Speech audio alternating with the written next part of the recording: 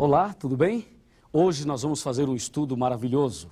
Vamos estudar sobre a quarta coluna da verdade e o ataque que o anticristo fez a esta coluna. Na verdade, o anticristo perseguiu toda a verdade. E como diz Daniel 8, versículo 12, a verdade foi lançada por terra. E nós já vimos sobre a primeira, que é Deus, a segunda, que é Jesus, a terceira, que é o Espírito Santo, e agora a quarta, que é a Bíblia Sagrada, a Palavra de Deus. Sobre esse assunto, nós precisamos conversar muito seriamente. Sabe por quê? Porque estamos falando de alguma coisa muito sagrada. Estamos falando nada mais, nada menos do que a palavra daquele que não pode errar. A palavra daquele que é o Criador dos céus e da terra. A Bíblia Sagrada. Deus usou 40 pessoas, 40 homens, para escreverem este sagrado livro. E a Bíblia tem 66 livros. E aqui dentro, nós encontramos no livro de São João, no capítulo 17 e no versículo 17, santifica-os na verdade, a tua palavra é a verdade. Que palavra? A palavra de Deus, é claro. Você acredita na Bíblia? Acredita que ela realmente é a palavra de Deus? Se você acredita, então vamos em frente e vamos conhecer a mensagem de Deus para mim e para você hoje. E vamos também analisar como que Satanás desenvolveu um ódio, uma ira contra a Bíblia Sagrada. Vamos lá, vamos dar uma olhadinha aqui no computador. Eu vou te mostrar algumas coisas que você nunca viu. Eu vou te mostrar como que algumas traduções da Bíblia foram influenciadas, os homens foram influenciados por Satanás, diretamente por ele, para que a palavra de Deus pudesse ter algum problema. Na verdade, a Bíblia não tem problema, mas algumas coisas aconteceram e eu vou te mostrar agora. Quarta verdade lançada por terra. Você já sabe que a quarta coluna da verdade é a Bíblia Sagrada. A Bíblia Sagrada serve para nos santificar. Ela nos santifica e ela também nos ilumina, certo? Ela nos santifica e nos ilumina. Agora veja, aqui você tem uma Bíblia sendo queimada e aqui incredulidade. Significa que a igreja romana, a igreja do anticristo, numa época, em um período no passado, para ser mais preciso, na Idade Média, eles queimaram as Bíblias. As Bíblias eram queimadas e mais, era proibido ler a Bíblia. As pessoas não estudavam a Bíblia. Só quem podia ler a Bíblia era o Papa e mais ninguém. Agora, na Idade Média, eles exageraram. As Bíblias eram queimadas, as Bíblias eram destruídas, e isto não aconteceu apenas em uma região do mundo. Aconteceu no Brasil. Em Piracicaba, um sacerdote mandou queimar mais de 150 Bíblias, por ordem da arquidiocese. Aqui, você vai ver a ira de Satanás. O inimigo quer silenciar a palavra de Deus e impedir a comunhão minha e sua com Cristo. Imagina, o diabo quer impedir a nossa comunhão com Jesus. Será que ele vai conseguir? Não vai. Sabe por quê? Porque o sangue de Jesus é mais forte. E porque a palavra de Deus é muito mais forte. Entendeu? Ele vai tentar. Ele vai tentar te afastar da Bíblia. Ele consegue fazer isso na vida de muitas pessoas. Mas em nome de Jesus, pelo poder do Espírito Santo, na sua vida, ele não vai conseguir. A Bíblia diz que o inimigo, ele realmente quer silenciar a palavra de Deus. Veja aqui a ira de Satanás. Ele é especialista em torcer e mudar a palavra de Deus. No livro de Gênesis, no capítulo 2, no versículo 16 e 17, Deus disse a Adão e Eva: no dia em que vocês comerem deste fruto, certamente vocês vão morrer. A frase é, certamente morrerás. E vem Satanás, através de uma serpente, e disse, pode comer, que certamente não morrerás. E o que aconteceu? O diabo acrescentou a palavra não dentro da frase. A frase era, certamente morrerás. A frase do diabo ficou assim, certamente não morrerás.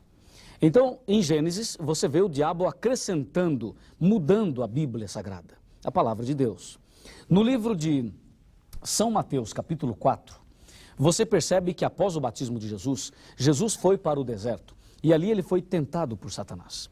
E a tentação foi muito interessante. Aqui, em Mateus capítulo 4, eu vou abrir a minha Bíblia, aqui ó, você também pode abrir a sua, e nós vamos ler alguns versículos. Está bem aqui ó, a tentação de Jesus. Jesus chegou ali no deserto, ficou em jejum 40 dias e 40 noites, e depois apareceu o tentador. Olha a tentação de Satanás. Se tu és filho de Deus, manda que essas pedras se transformem em pães. Olha a tentação. Jesus olhou para Satanás e disse, está escrito. E quando Jesus diz, está escrito, ele está dizendo, está escrito na Bíblia. Ele está mencionando a Bíblia, ele está mencionando a palavra de Deus. Ele disse, está escrito, nem só de pão viverá o homem, mas de toda palavra que sai da boca de Deus. Pronto, isso foi realmente um banho de água fria em Satanás. Satanás percebeu que com a palavra de Deus ele não pode. Mas o diabo não é tão ignorante. E ele percebeu que Jesus usou a Bíblia. E sabe o que ele fez? Ele pensou assim, ah é?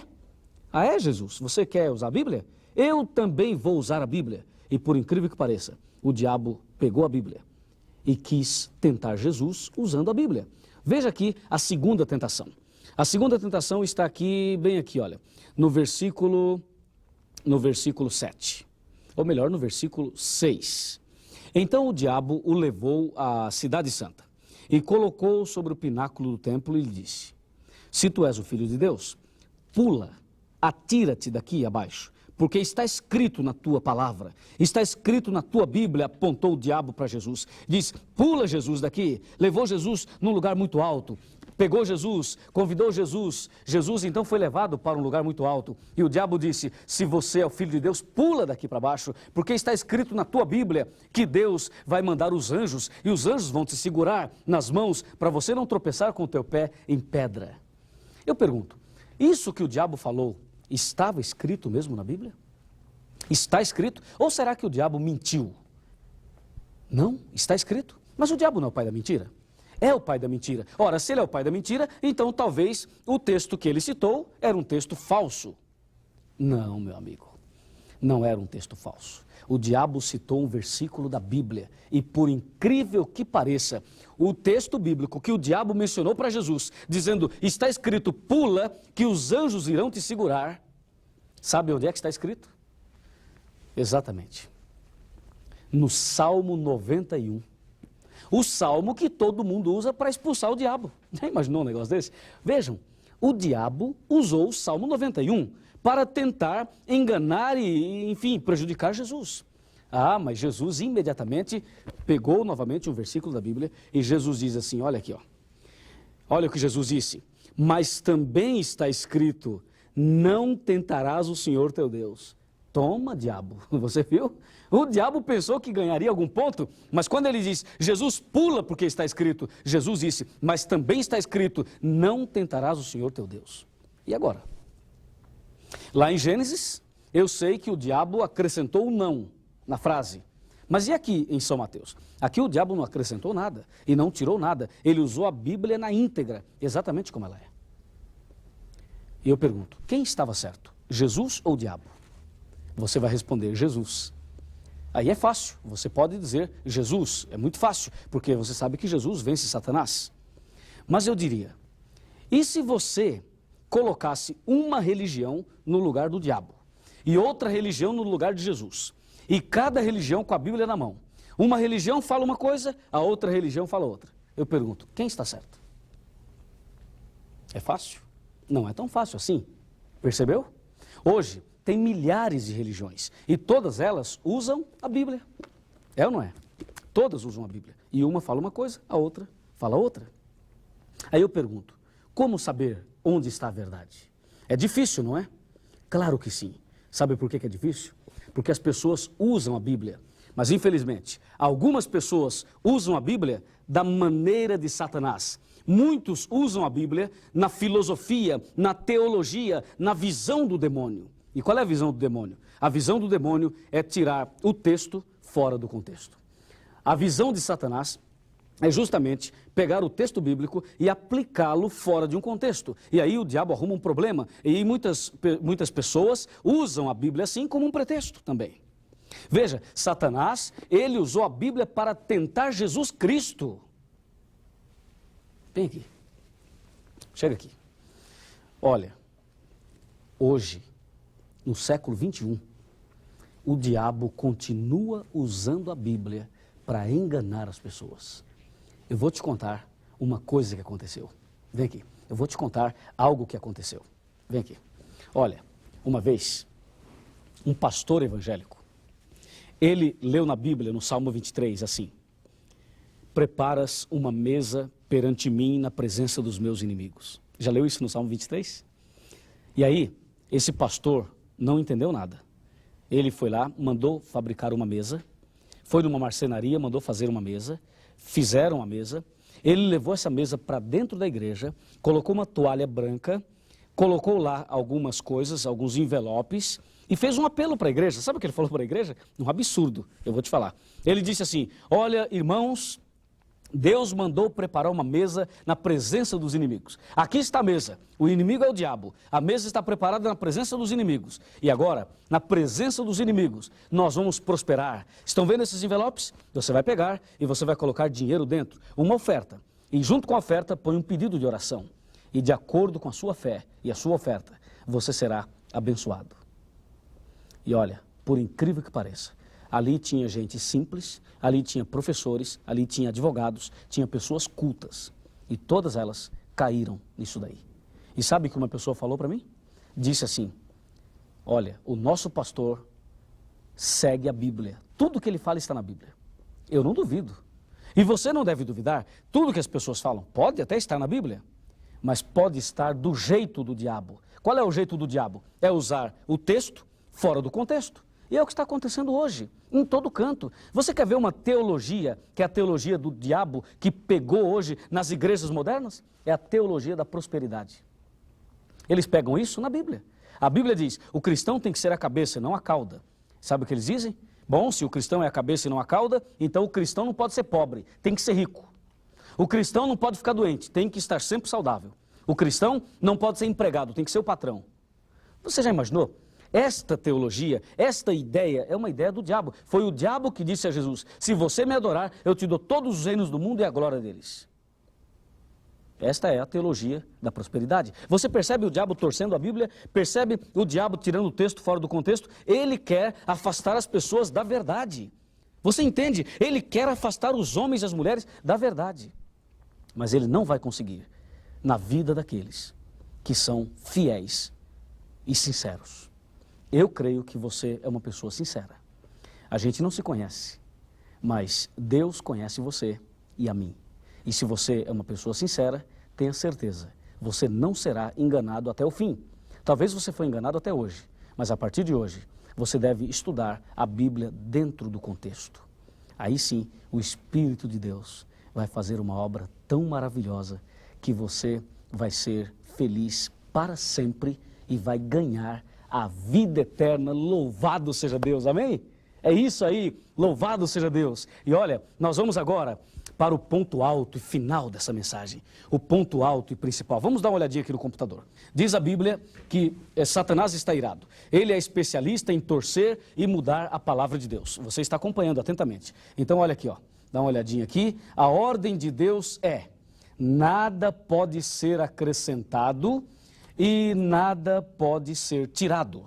Apocalipse, no capítulo 22 e no versículo 18 e 19, diz assim: eu a todo aquele que ouve as palavras da profecia deste livro testifico. Se alguém lhes fizer qualquer acréscimo, Deus lhe acrescentará os flagelos escritos nesse livro. E se alguém tirar qualquer coisa das palavras do livro desta profecia, Deus tirará a sua parte da árvore da vida e da cidade santa e das coisas que se acham escritas neste livro. Viu?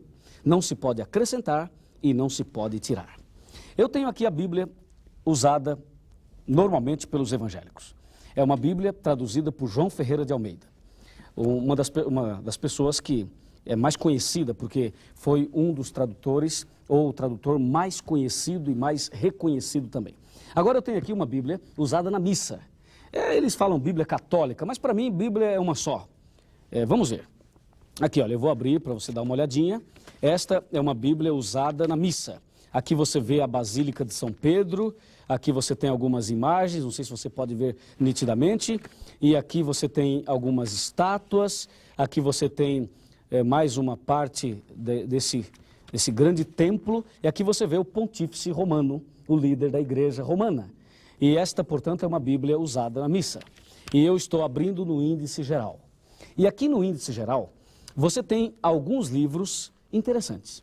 A Bíblia tem 66 livros, mas esta Bíblia tem 73 livros. Você pode olhar aqui no índice do Velho Testamento e eu vou te mostrar quais são os livros que tem a mais nesta Bíblia. Como foi que a verdade sobre a Bíblia foi jogada por terra durante a Idade Média e continua até hoje porque o diabo não quer que a pessoa entenda a Bíblia.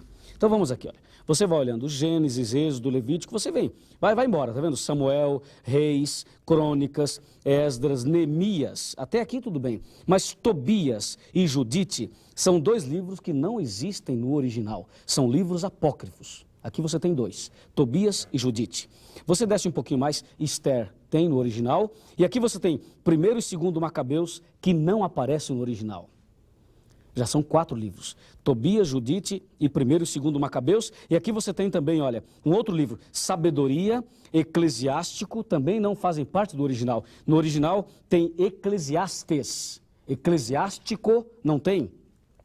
E aqui você continua, Cântico dos Cânticos, Sabedoria e Eclesiástico, esses dois já falei. E por último você tem Baruque. Olha, são 7 livros apócrifos que não aparecem dentro do original, não fazem parte do cânon sagrado, da escritura sagrada da palavra de Deus. Agora, numa tela maior, eu vou te mostrar esses 7 livros e uma novidade que eu tenho para te mostrar. Se prepara, porque agora você vai se surpreender com o que eu vou mostrar aqui na tela. Vem comigo. Exatamente aqui deste lado, você pode olhar e ver aqui, olha, são 7 livros, lembra? Dá uma olhadinha, veja um por um, são 7 livros. Eu posso mencionar alguns para você. Olha, Tobias, Judite, Sabedoria, 1º e 2º Macabeus, Baruque, Eclesiástico. Veja, dá uma olhadinha, são 7 livros. 7 livros apócrifos. E o problema que eu disse, o que eu iria falar para você, e vou falar agora, é o seguinte. Existe um acréscimo de 6 capítulos no livro de Esther e um acréscimo de 2 capítulos no livro de Daniel. Existe um acréscimo de 6 capítulos em Esther e 2 capítulos no livro de Daniel. Incrível, não é? O que diz o Apocalipse? O Apocalipse 22, 18 e 19 diz, não se pode acrescentar e não se pode tirar. Olha de novo para cá e veja aqui 7 livros a mais e acréscimos em Esther e acréscimos em Daniel. E agora? Agora você percebe que esta verdade tem sido perseguida durante muito tempo, durante muitos anos, desde o Jardim do Éden, na tentação de Cristo, na Idade Média, na época da Inquisição. E agora você vê que a Bíblia romana está toda complicada. E tem uma outra Bíblia que eu não trouxe hoje, mas você deve ter na sua casa. A Bíblia usada pelo Salão do Reino das Testemunhas de Jeová. Esta Bíblia é o contrário da Bíblia romana. A Bíblia, tradução Novo Mundo, eles tiraram coisas. E a Bíblia romana, eles acrescentaram. E Apocalipse diz, não se pode acrescentar e não se pode tirar. Nós, os adventistas do 7º dia, aceitamos a Bíblia como ela é, todinha. E tem um outro problema que eu vou te mostrar e falar agora, me acompanha. Um outro problema, gravíssimo, hein? Gravíssimo esse problema. Vem para cá. Hoje em dia, muitas pessoas dizem assim, eu não aceito o Velho Testamento. Eu não aceito o Velho Testamento, só aceito o Novo. Eu não aceito os 10 mandamentos porque isto está no Antigo Testamento. Só aceito o Novo Testamento. Que conversa mole, que conversa fiada. Por quê? Porque se a pessoa aceita só o Novo Testamento e não aceita o Antigo, isso significa que ela não aceita a Bíblia toda. Mas na verdade não é bem assim. Porque as pessoas dizem, não aceito o Velho Testamento. Isto quando fala dos 10 mandamentos. Porque quando fala do dízimo, todo mundo aceita. Por que será, hein? Será que eles não entenderam ainda? Não. É que quando se fala em dinheiro, o olho cresce, entendeu? O olho cresce e todo mundo quer o dinheiro. Mas eu quero dizer a você que eu não estou interessado no seu dinheiro. Eu estou interessado em uma coisa, que você conheça Jesus, que você se converta e que você alcance a salvação. Amém? É isso que você quer? Se você quer isso, então continue comigo. E juntamente com Jesus Cristo, com o poder do Espírito Santo, tudo será diferente a partir de agora. Mas vamos em frente. Agora eu tenho a parte final para te mostrar. E essa parte você não pode perder. Não se pode acrescentar e não se pode tirar nada da palavra de Deus. Agora você vai ver. No original a Bíblia tem 66 livros e a Bíblia romana tem 73. Aqui você tem 1 Macabeus, 2 Macabeus, Tobias, olha lá, Judite, veja aqui, ó, Sabedoria, Eclesiástico e Baruque. Você viu? E aqui embaixo, acréscimos no livro de Esther e também no livro de Daniel. Está aí o acréscimo que eles fizeram. Meu amigo, está escrito em João 17:17. Santifica-os na verdade, a tua palavra é a verdade. Se você aceita a palavra de Deus, se você acredita que este sagrado livro realmente tem aqui dentro a palavra de Deus, então a partir de hoje, tire tempo para estudar a Bíblia. A partir de hoje, dedique tempo para o exame profundo da Escritura Sagrada. Procure a igreja adventista mais perto da sua casa. Se você preferir, procure as nossas conferências. Você pode entrar em contato conosco. Eu tenho certeza que você vai conhecer toda a verdade. E se de repente você está acompanhando esse estudo na igreja, já numa programação especial, então permaneça firme com Deus. Era uma vez, um jovem evangélico estava voltando de uma vigília, tarde da noite. E esse jovem evangélico, voltando da vigília, ele trazia uma pequena Bíblia. E como era muito pequena, ele colocou essa Bíblia dentro do bolso do paletó, assim, aqui. E a Bíblia estava aqui dentro. E ele estava voltando e passando numa esquina estava acontecendo um tiroteio. E de repente, ele foi atingido. Uma bala atingiu o seu peito. Ele caiu. Levaram rapidamente para o hospital. E lá, quando o médico fez o atendimento, o examinou, o médico se surpreendeu e disse: filho, por um triz você não morreu. Ao examinar, ao tirar toda a sua roupa e ver tudo que estava ali, descobriram que ele não morreu, porque a bala atingiu a Bíblia primeiro, furou a Bíblia e não chegou a atingir fortemente o seu corpo. Viu? Como é bom ter a Bíblia em cima do peito, no coração. A palavra de Deus nos livra da morte. Demais, né? Pois é. Na verdade, a palavra de Deus vai te livrar não de uma morte física, mas vai te livrar da morte eterna. A palavra de Deus vai te colocar em contato com o Deus dos céus e da terra. E um dia nós vamos poder nos encontrar com o Deus da Bíblia. E não precisaremos mais desse livro, porque vamos ter o próprio Deus diante de nós. Aí sim, tudo será eternamente diferente. Que Deus te abençoe. Que Deus cuide de você, porque você é muito, mas muito importante para Deus. A partir de hoje, você nunca mais será enganado. E agora, eu sinto no meu coração o desejo de orar. E se você quer orar comigo, então aproxime-se e vamos agora buscar o nosso Deus. Grande Deus, obrigado pela Tua palavra. Obrigado pela Bíblia Sagrada, que é lâmpada para os nossos pés e luz para o nosso caminho. Obrigado porque o Senhor nos orienta e o Senhor, através da Bíblia, faz com que Jesus Cristo seja revelado a nós. Neste momento, o nosso desejo é que o Espírito Santo que inspirou os profetas e os apóstolos, que ele continue a nos iluminar e a nos conduzir pelo caminho certo, o caminho da vitória. Nas tuas mãos, eu entrego a minha vida e a vida desta pessoa que está orando comigo. Em nome de Jesus. Amém.